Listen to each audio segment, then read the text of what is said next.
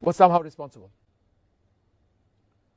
I think Mamata Banerjee ji has just indicted herself as being completely incompetent to handle the law and order situation, wherein she knows in advance who the perpetrators of an act of violence are, irrespective of the facts on the ground, and yet she is unable to control it year after year. This is not the first time, Vishnu, that such events and incidents have been seen on the occasion of Navmi in Howrah. And look, there are two aspects to address here.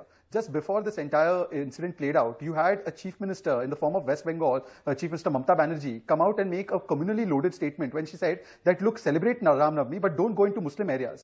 Point number one, if there is no religion of terror, how come there are religiously profiled areas in a democracy? Point number two, is this not an open statement to exhort a particular community to embolden them and to threaten another one? If she wanted to make a statement on law and order, she should have said that neither community or nobody should be trying to violate or attack anybody's procession or religious sites. She should have left it at that. Why this particular statement that Muslim areas should not be approached by Hindus or by people from one community? Is that the kind of constitutionalism she practices? Point number three, even before the incident has been fully investigated, why is there a clean sheet being given to the perpetrators already, even though the facts on the ground are different? Okay, and one this sec, all Shehzad, happens 3 when points there is over a there. consistent... Dr. Shantanu Sen...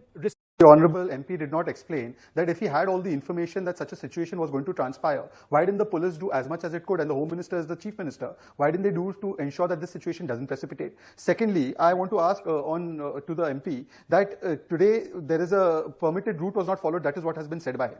Let's assume for a moment that is true. How did the attackers know that the permitted route would not be followed? And in anticipation of that alleged breach, they were sitting ready with all kinds of weaponry and all kinds of material to take revenge or extract revenge from the persons who are not going to follow the route. So how was this pre-planning of a gaffe or of a route not being followed planned in advance? Thirdly, he again said that goons came from outside last time also and they attacked. What is your state government doing? Still no answer. And fourthly, look, Vishnu, the fundamental problem is that you embolden in the name of vote bank politics an anti-Hindu diatribe and constant hatred. Look at what has been done to those who chant Jai Shri Ram. Look at the manner in which Durga Puja was once stopped for another community's festivals or proceedings, and the High Court had to intervene. Ram Dhenu has been converted into Rang Dhenu because you can't stand a certain deity or a certain Bhagwan. This kind of anti-Hindu venom and hatred, when it is sponsored and legitimized by the topmost positions of the state government, then obviously in the name of vote bank politics, people will be emboldened, and they feel that if you have entered my Muslim area, I have a right to pelt you, I have a right to attack you. I want to first know which chief minister or constitutional authority categorizes areas in Hindu areas and Muslim areas. Can the Honorable MP tell me, is that a legitimate categorization? Yes or no?